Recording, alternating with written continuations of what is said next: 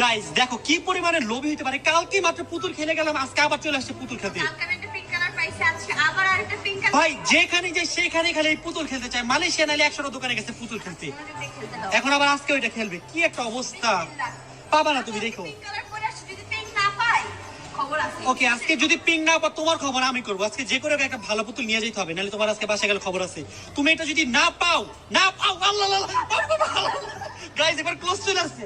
কই গেল দৌড় দিয়া? টাকাগুলো কেমন নষ্ট করতেছি। আল্লাহ আল্লাহ আল্লাহ, মনে হচ্ছে এটা পাবো। এখন দেখি আসলে কি হয়। আমার অনেক হ্যাপি লাগছে।